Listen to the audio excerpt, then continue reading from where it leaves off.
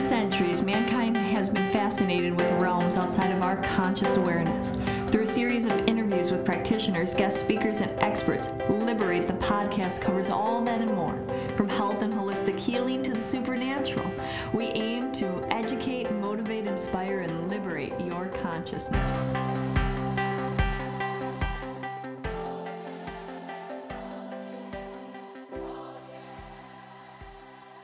Hi, and welcome to another episode of Liberate the Podcast. Today, we have a very special guest, and I like these things that we're doing the live podcast now, but this is Sifu Matthew. Now, he is a Kung Fu master. He's known as the injury whisperer, and we're going to get into what that is.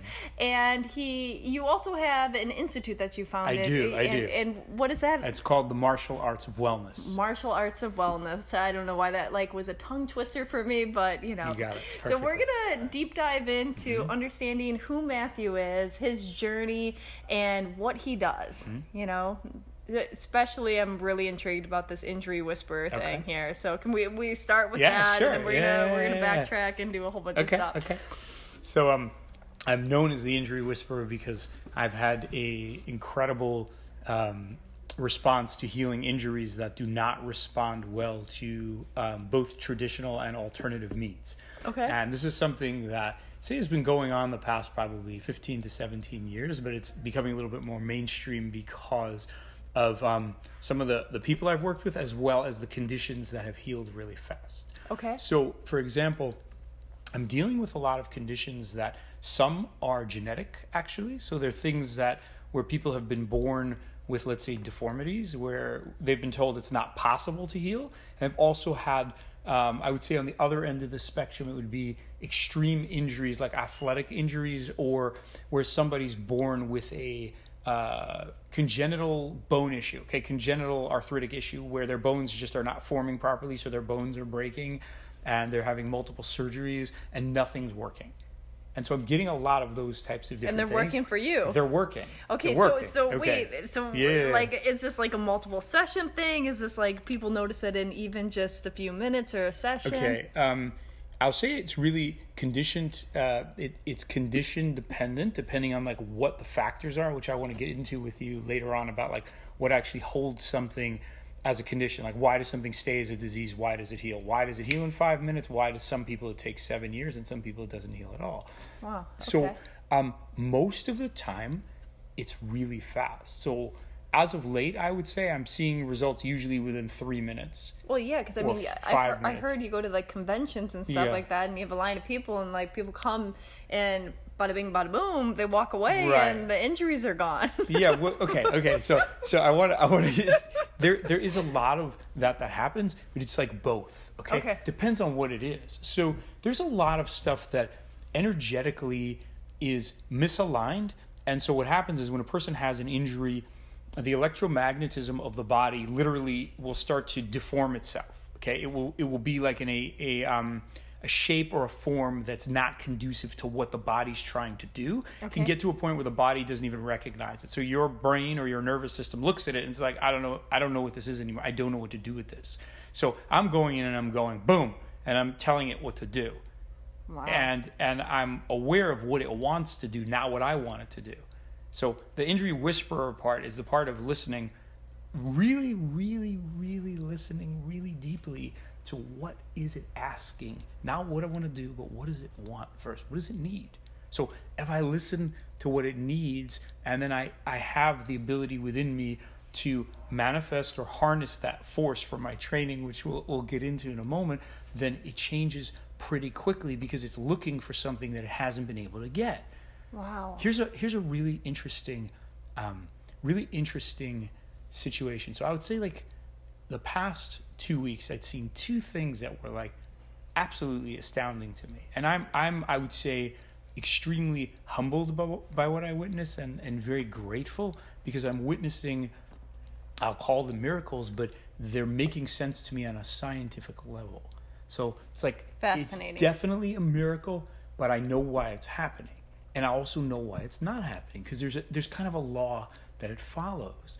So Okay, wait. So law that it follows, these, you're able to tap in and you can see what injuries want or what, because everything has a purpose and everything has an intention. Exactly. So I want to learn a little bit more about that. So like, let's say if somebody has arthritis, what are sometimes in one or two incidences, like what was that injury trying to communicate or do or want? So we can better understand. Sure. So a lot of the times, like let's say the arthritis, or I'll take someone specific that I'd worked on recently who had that arthritic condition.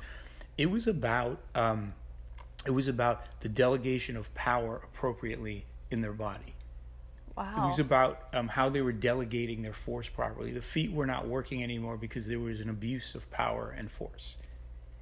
And so this condition was all about being able to start calming down certain aspects, like other aspects, let's say, like mental aspects, and then emotional abuses, and getting the energy and the compassion to go back into the feet and to make a connection to the earth, and then to start to create a new relationship to it. So this kind of goes on, years ago, Louise Hay became popular for the body syndromes and you can heal your life. But really taking in that each part of the body and the body syndromes, and this is like what you're hearing is more specific to the exact person, but that, it goes to that principle that everything has a cause and a reaction. Totally. And when we're out of balance emotionally, then it starts to manifest physically. Yes. Do you find that most of these things are to do with some form of psychological or emotional imbalance? I would say yes, and I'd say that sometimes it will then become something that's physical, literally, that has to be moved physically. So what I like to say is, going to the martial arts is about form. If you truly understand the creative nature of it, not the destructive nature, it's about redeveloping a form. It's about bending elements, bending minerals. So you're training your body to connect to a form by your position, your heart, your direction, absorb that energy, and then manipulate that form. So what happens is the body itself is a form, right? So if a form is designed to be a tree and you try to make it a torch, it's not going to work well. An arm, a finger, has a very specific position. This finger does not do the same thing as this finger.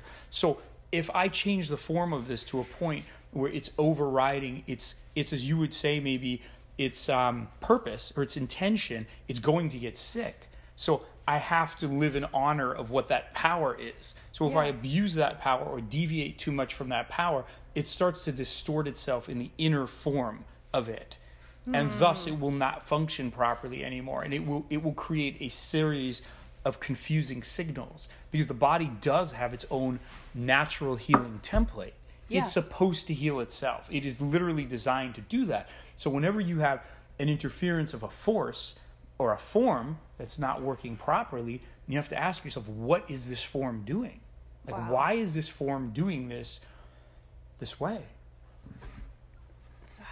My mind's going go, yeah. So what about other, so we talked about arthritis, we talked about injuries, and those are definitely, grabbing that identity or name of the injury whisperer. What about other health ailments and diseases? Do you work on that? A lot, like cancers or I have a dear friend that's been suffering from chronic gout and trying to figure out how to get rid of that. And so it's all connected.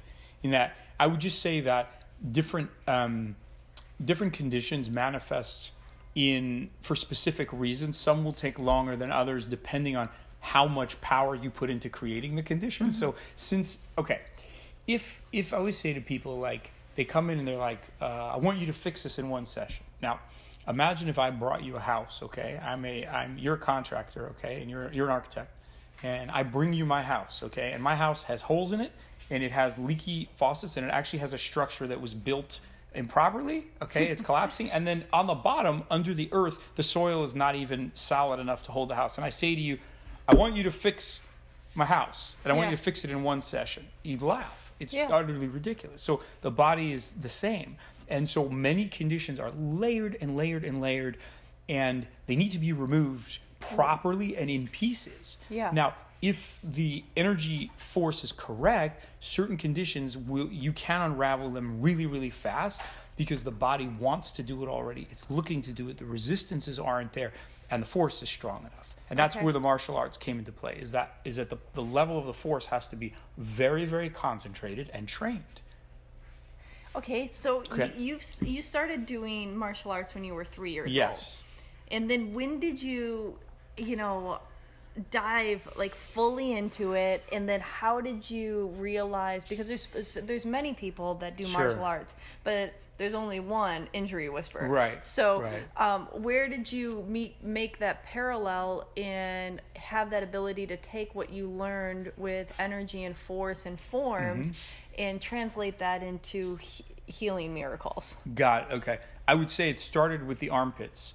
Okay. It's armpits. Okay. So I just recollect. This is what I remember. I remember I was doing judo when I was very little. Okay. Judo is a grappling art. So you're basically grabbing and trying to offset someone's center balance or their balance, and then you throw them. So you learn to use their momentum basically against them, and you throw them. Okay. So as a little kid, I was like 3 maybe, and I would say maybe like 5 or 6 years old. I was always working with larger people, and we were grappling. And so I remember the teacher would teach us to do certain types of positions. Like someone grabs you this way, move this way. They pull you this way, turn them that way.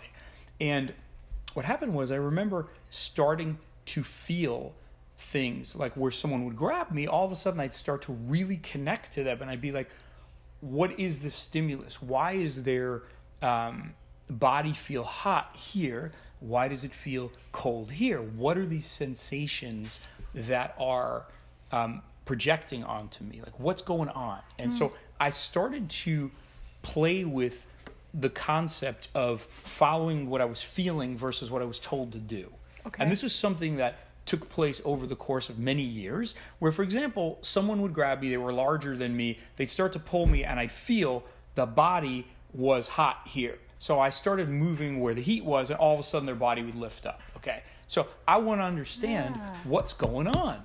And I started to realize, well, the liver was hot. Okay, so if that part of the body's hot, it means the body does not ground itself ever, which means it has a erratic signal, because heat rises. So every time someone's got a hot body, it means they can't really ground themselves well. They can't ground their brain properly, which means that they're going to have a host of problems. They're going to be over-aggressive. They're going to have addiction problems. So I was starting to kind of feel these things and be like, what's that? What's that? I was asking myself, like, someone would grab and I'd be like, well, they're telling me to move this way, but what if I just go where I feel there's a weak line near the heart? And I realized every time I moved where there was a weak line, their arms would collapse. No matter how strong they were, their arms would collapse. And I was like, what is this? I want to understand, like, why is their body sending off weak signals in one spot, strong signals on another? So if their position on the earth is like a magnetic generator, and they're sending off weak signals, even though their intention is a strong one, but can only be as strong as the weakest part. So I started following the weak parts, and I would be like, oh my God, it never lies. I was like, the body never lies. It always tells the truth. So if someone presents a strong face or a strong position, but they're weak in one part, you can go there, and the body collapses. And so is this something that you would see, something that you would just sense or feel? It's a kinesthetic awareness that I always say that seeing comes after contact. So I always tell people, like, you can see it, you can smell it, you can hear it, you can feel it, you can do whatever you want with it once you have a connection to it.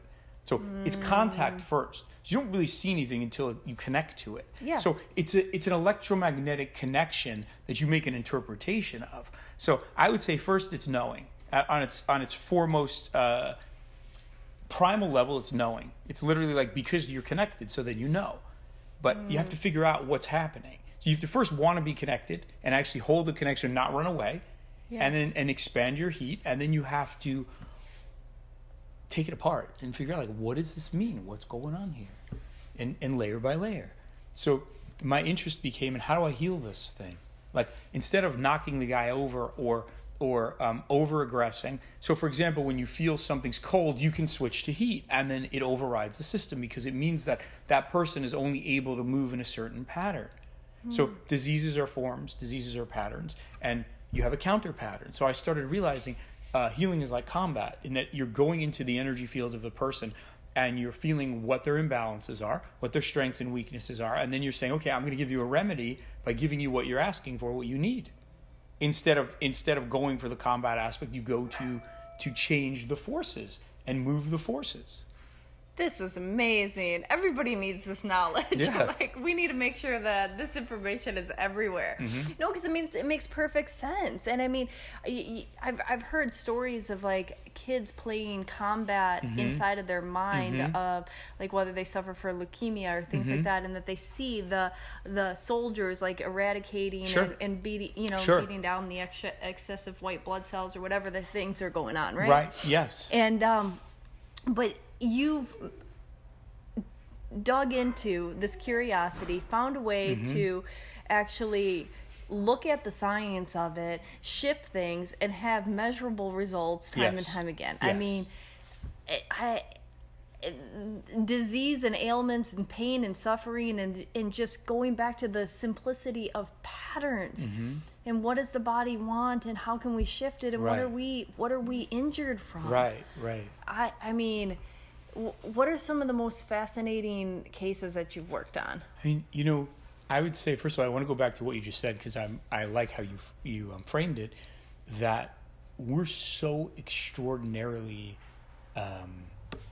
expansive and able to do these phenomenal miracles every second.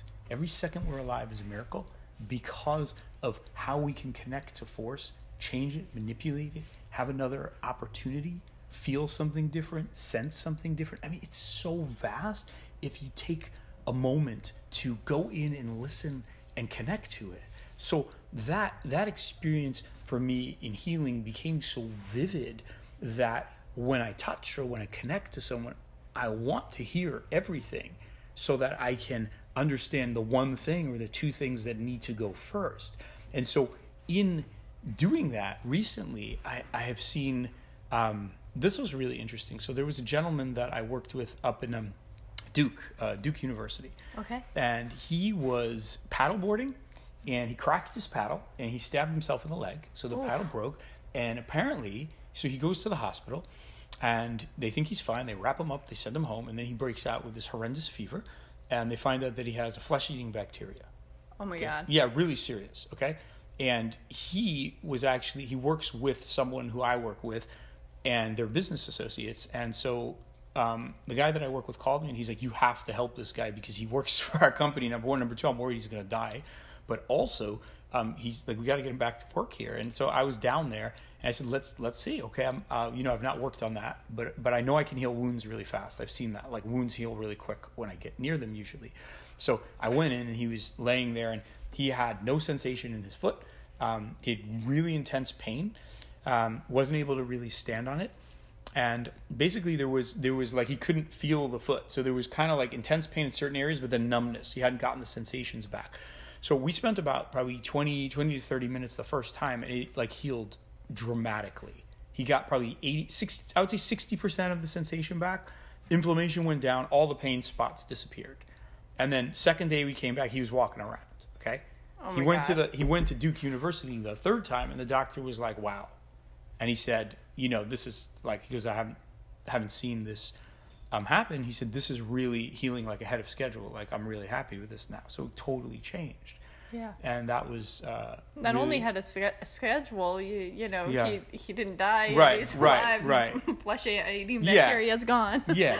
Well, the bacteria, I guess, had already kind of remissed a little bit. But okay. What was interesting about it was that, they didn't know how much function he'd get back and what time. They were still worried, like, is he going to get all his sensation back in his foot? Because they didn't know. What's interesting was when I went to work on him, I did not work on his foot. I went to his liver. I worked on his liver for 15 minutes. And then after I worked on his liver, I said, now your foot should heal. And it started to. And he started to get the feeling back. Then I went to the foot. Because he had so much medication in his body that had basically thrown his system out of whack, that the body was not responding properly. So the liver was not signaling the foot to heal. It was basically in shock. His liver was in shock and his nervous system was in shock. So I helped that stabilize itself and did what it wanted first, not what I would have normally thought, which is, okay, let me try to go to the foot. No, but it's not what it wanted. The body wanted stability first. So first the stabilization of the body, then I could play with the cells and see if they would respond. Because otherwise you're dealing with like a big monster in the corner and nobody's dealing with the monster. And the monster's screaming and you got to make sure that...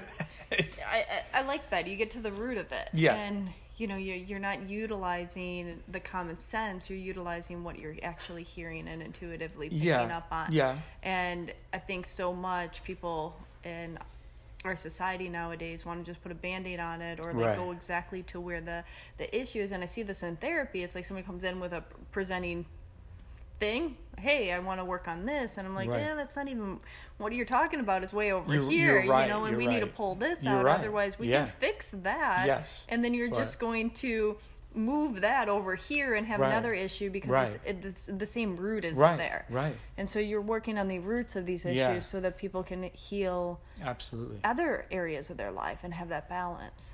Yes. So from 6 being able to sense people's armpits and dive into their weak spots and to really, understanding what that was and how things could be different and healed and make people stronger instead of going after just their weak spots. When did you start to actually notice healings, or, like at what age did you start having these effects? Really interesting. Okay. So I noticed that I was able to heal people when I was probably like maybe 9 to 11. So I was doing that at times. It was a natural inclination to do. Like some kids dance, I healed. And it's true, some kids like to dance, some kids like to sing. I was like, let me put my hand on that. Like when people had issues. So something I was naturally doing. I played a lot of sports when I was younger, and so I would do that. But here's an interesting piece. Okay. I broke my body horrendously. And from I would say from like early ages as well, I was very hyperactive. So I wasn't really able to fuse my abilities and the development of my abilities into my constant, ever-present reality because I had a lot of disturbance. Very difficult childhood. Very, very difficult. And as I said, I was involved in a lot of accidents and injuries that basically left my body like completely broken by the time I was 24. And so I used this to heal my body of everything I had before I really went out publicly, because I was in a position where I'll give you a little bit of so I was drinking when I was 9. There was a lot of stress. Okay. I quit when I was 22. So while I was also extremely sensitive, I was numbed it. Yeah, and also at the same time, like there were like two realities. One reality is the internal reality of feeling and knowing, and the other one was what you're being bombarded with on the outside, which is overwhelming, and then you don't have the tools to shift it yet. So even if you can feel it, you don't know what to do with it. You don't have the skill set to shift it. My teachers were not about healing. My martial arts teachers were not about healing at all.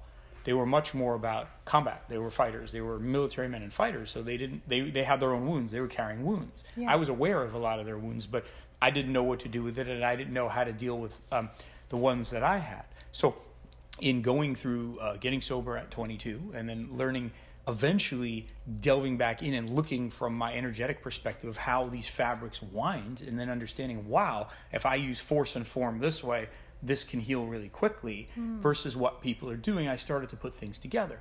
Now, I had shattered my ankle, like seriously, I'd broken the ankle twice and had a bad surgery that cut my nerves and left me like with burning pain. And then also like by the time I was in my, like I said, mid-20s, I felt like the ankle was done. I felt it was like, this is done. Like it's arthritic, it's messed up. Same thing with one of my fingers. This finger I broke in 13 places. There's a little bump there. But they said they couldn't pin it, and they said that I'd never move it again, or they didn't think I was going to move it.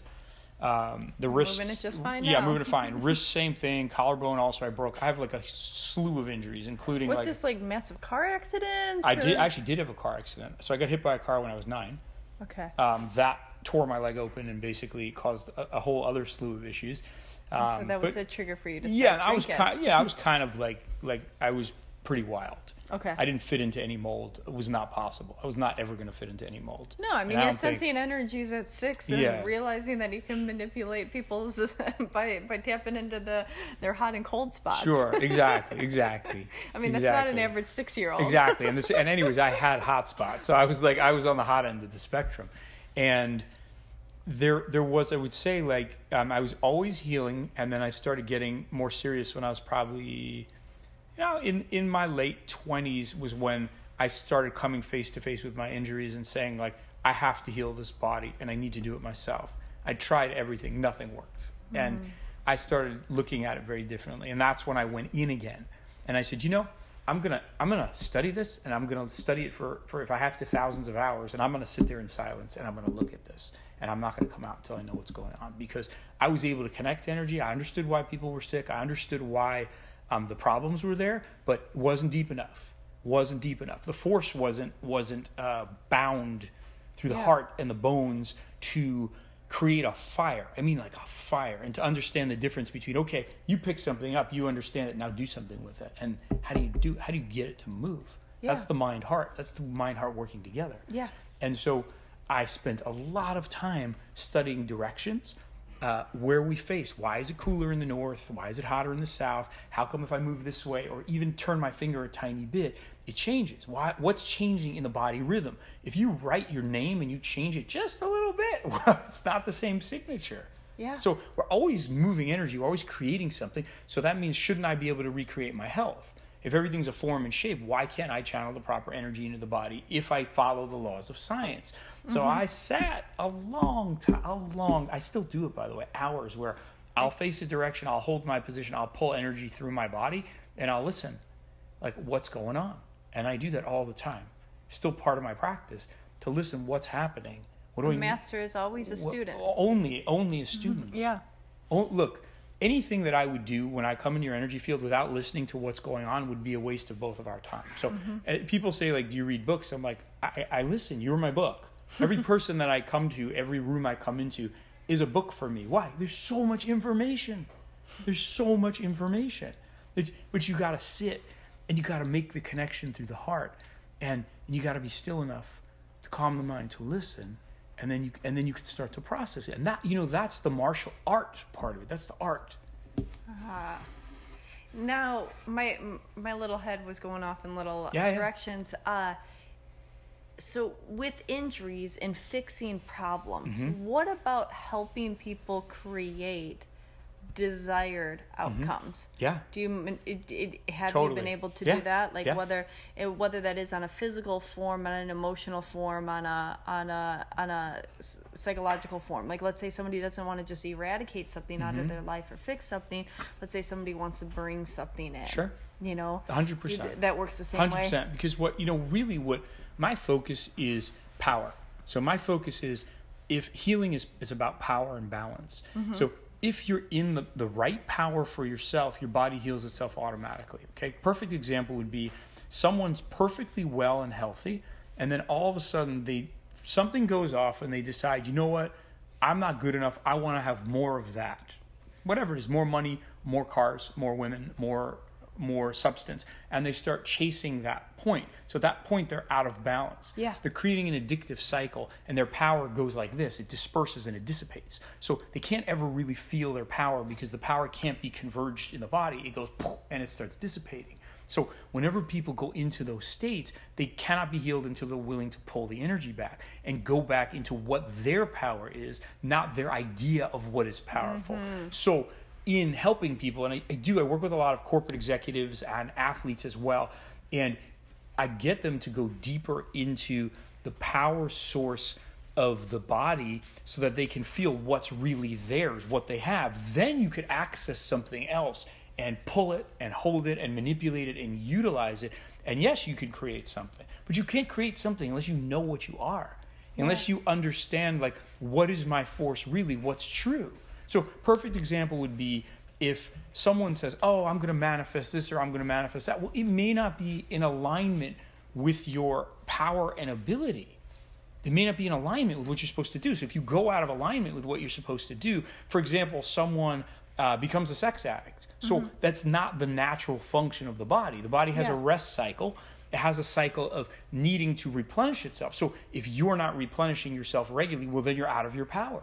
Yeah. And if you want to maintain that behavior, well, guess what? You will be sick on some level or another. So you can remanifest a new condition around it by understanding how to control the electricity. So the magnetism or the electromagnetism is what spurs everything into motion. So you go from that level, deep in that level, and then it opens, And then you're coming from your core, coming from the core heart. And you're coming from your truth. And, only, yes. And that makes complete sense. I'm just going into like, the psychology of people sometimes with, and how they want something, let's say like even like, so you said sex addict, but even as simple as like thinking that they want this certain relationship or this person because it fits whatever realm that they're attracted to that person because of status or this or what, or looks or that, but it's not in alignment with them. It's not what they really want, and it's not what's really allowing their energy and their self to be happiest, right? And so then they end up having anger issues or frustration, or there's these other problems that manifest, and sometimes a lot of sickness too. We don't know, I would say what's really interesting for the most part is we don't even know why we're attracted to things a lot of times. And I always tell people, when I train people, I tell them sit a long time before you make a decision and look at what you feel extremely deeply in relation to that. How many times have you chased after someone in a relationship and it ended up being a calamity? Like not what you thought it was going to be, but you were so convinced. Yeah. Why? Because there's so many reasons that we're attracted to things. So one part of your body might be like, I want to, the liver might be like, I'm unbalanced, so I need to conquer, I'm not happy, I want this. Meanwhile, the heart wants stillness. Well, that's the battle of forces. That's the battle of harmonizing the elements, because you have to get your elements to communicate with one another and be like, okay, wait a second, guys, I'm in charge here. My heart's in charge. Nothing else is in charge. So anything that pulls me out of balance, I have to put in line. And that's the martial aspect of it. By saying, I will reshape my tones. I will reshape my force. Nothing will reshape me. I will reshape based on my wisdom, based on my connection and my wisdom and my listening and my discernment. So how can people learn to do this for themselves, to learn to listen more, Yeah. It's I say there's practices. I have little videos I have on my website that I train people. Number one, like how to hold force, how to understand force, how to open the heart a lot. So the more electrical capacity you have, the more you have the ability to hold more, because the electrical receptors are open, they're higher. So when they're open and you work on opening them, then you actually can receive or hear or bind more to yourself. If you close the mind or you close the heart, it won't work. If you open to receive everything, then you will get everything. If you open to only receive a certain thing, you won't see everything. So you've got to really open to be like, okay, what is here? I'm honest enough to witness and to feel it and to connect to it, and then let me see what's real. Like, let me classify it neutrally and not just be like, I want this, I want this, I want this, because it's wrong. You'll make a mistake. Yeah.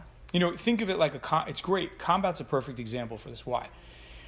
Let's say you're in a position, someone pulls out a weapon, or you're on the street, somebody pulls out a weapon. Okay, so there are multiple ways that can play itself out. Yeah. There's like 1,000 potentialities. Okay, or more. But you want to pick the potentiality that obviously is going to be the safest potentiality or outcome for yourself.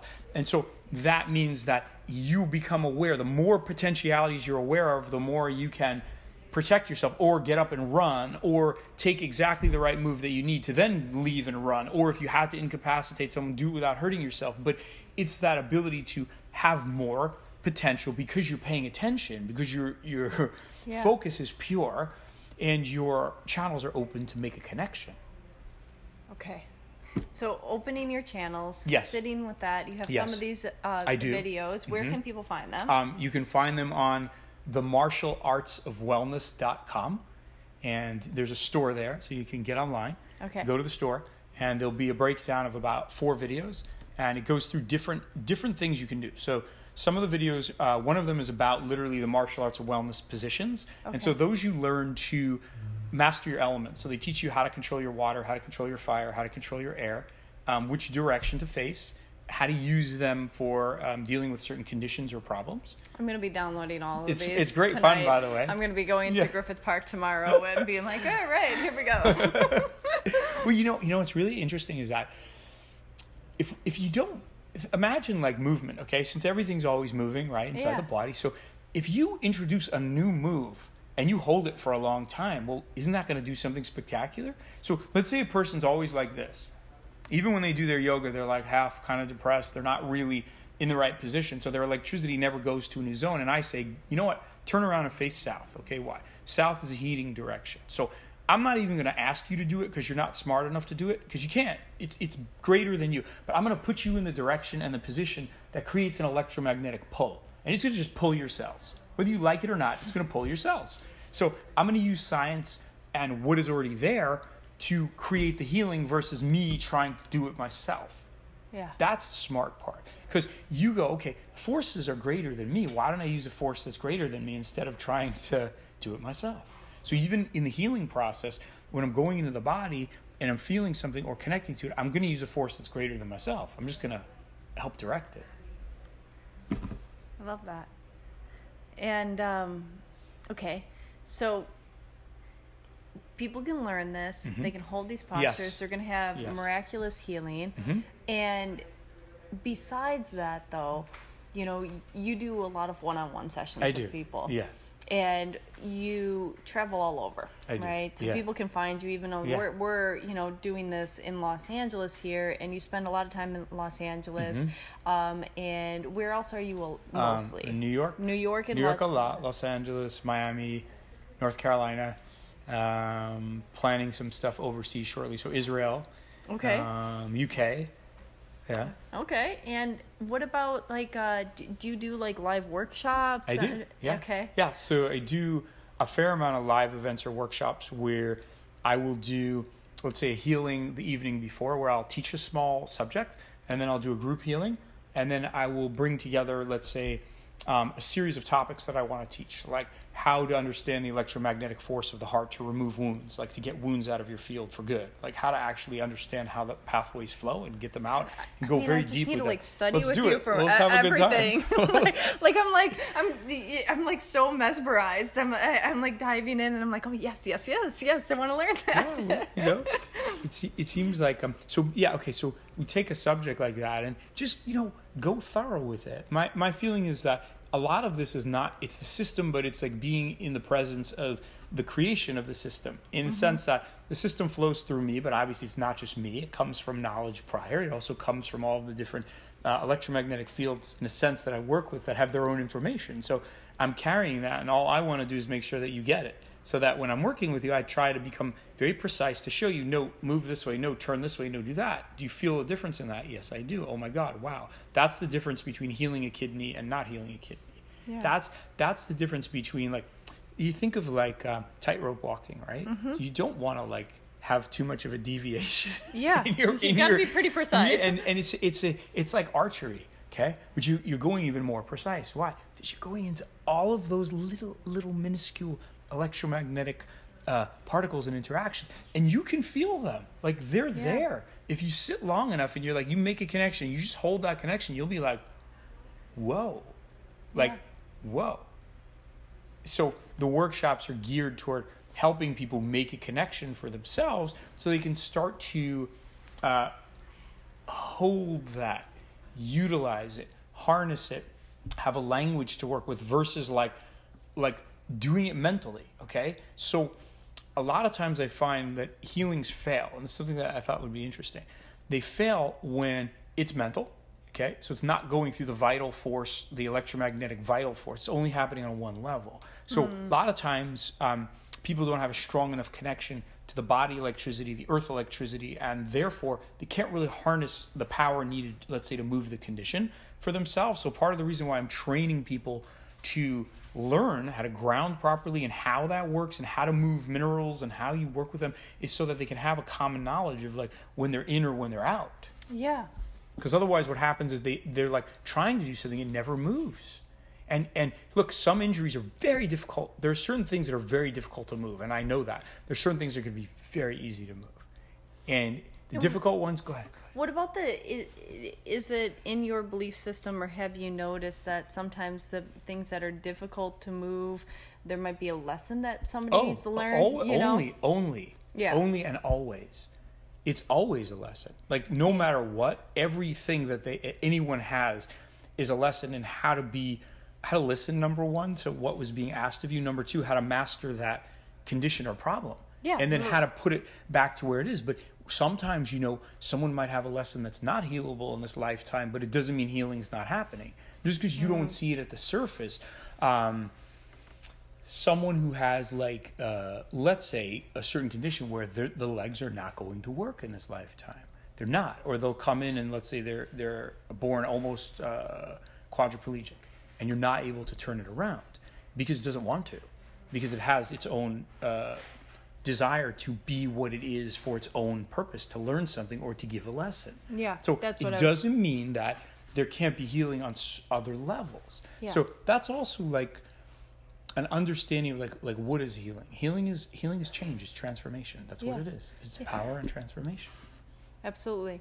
And healing on so many different levels, because I mean, let's say if you're not able to reverse somebody that's quadriplegic or something like that in this lifetime because they came in to have that experience, but maybe they built up some resentment or anger or and that needs to kind of dissipate so that they can allow themselves to accept themselves. Yes. Now here's a really interesting thing. I've never seen certain types of conditions that I work on. They do have the same characteristic to them, meaning it's not going to deviate. So a lot of times, like, I'll get contacted by a person who has a specific type of condition. They're always going to be difficult when I talk to them because they have the condition. And that condition says, like, if someone has something where it says, I can't move my limbs, well, they're going to be difficult. Perfect example is this. Often, I've a few times actually seen people who've had that kind of condition on the street, and I literally have gone over to them, and I've said, I'm so-and-so, here's my website, here's my card, I'm totally legitimate, you can look me up, I will do a free healing on you, and I will try and help you. If you want to set up a time or come over, I will do this for nothing. I charge normally a lot to do this, but I will reach out and help you. Not once have I ever gotten a call, number one. Mm-hmm. Then, oftentimes, there are certain types of characters that when you bend to their will, they don't heal and you don't heal and you get sick. So they carry their sickness into your field and they want to make you part of their sickness. Yeah. Like, for example, someone who can't afford a service, and I'll be like, you know what, it's fine. I'll do it anyways, okay? And then they're like, well, I can't do it this time. I can only do it at this time. So I'm like, okay, we're done. Yeah. We're finished because you don't want to heal. You're not interested in having the relationship. So I think the problem is that people don't know when they don't want to heal because everyone says I want to heal. Nobody wants to be in pain. But the question is, how far do you want to go to really look at what you're being asked to learn? Yeah. And can you humble yourself enough to say, I don't know. I want to learn something new, and I'm willing to take in anything, and I'm willing to do whatever, obviously within realms of reason, that is going to heal me. Yeah, heal the condition. And not most people, but a lot of people have a difficulty with that, right? Because people don't like to look at the mirror reflecting back at them that there's a causality here that is you, and like when you gave the example of the arthritis with the control, sometimes people don't want to believe that they have a control issue or something like that, or whatever the case may be. 100%. I recollect, this blew my mind, and I remember this, and I remember talking to a teacher one day, and I was talking about I said, I got hit by this car, when I was 9, and there was this very long pause, and he said to me, when you understand that you hit the car, and you did not get hit by a car, he said, you hit the car. He said, when you fully understand that, then you will heal many layers of this. Beautiful. God, so much. We got to do another one of these, because, we could be diving in for, but... to kind of wrap up for today, what would be something that you would want to leave people with? I want to leave people with a very, very deep sense of encouragement. Yeah. Number one, that you don't have to reach outside to make it happen. You have to sit inside and connect to your power. You have to learn, slowly to connect to your power, number one. If you don't feel powerful, you will not heal it. If you feel off balance or nervous, you won't heal it. You have to take time enough to start just working on that and to feel, where is my power? Where is my life force? Where's mine, my individual one? Where's yours?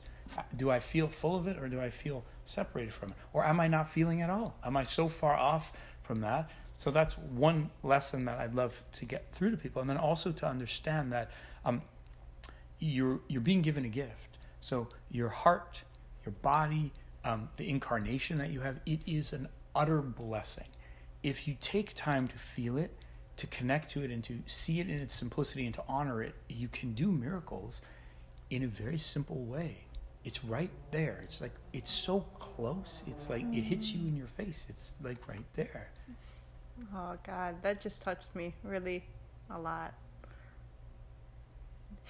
The sky is the real deal, everybody. I've been working in this industry for a while, and I meet lots of people, but somebody that knows your stuff inside and out and just vibrates and radiates authenticity, integrity, and truth. I mean, I would definitely recommend everybody to go to his website, find out where he is, where he's located. Hopefully we have him back here at Liberate Hollywood sometime for some events. I'll definitely be here. You know, and I heard that you're going to be starting doing some YouTube stuff and many other interviews and shows. He's going to be on a documentary soon, and so many things. So tap in, learn, because it's clear that you've taken this lifetime to really learn and master and continue to learn and master. So I'm excited to see what your unfoldment is 3 years, 5 years from now as you continue to adopt and download and integrate. Thank you. It's been a pleasure. Thank you. It's been a pleasure here. Thank you so much. Thank you. Yeah. Join us next time.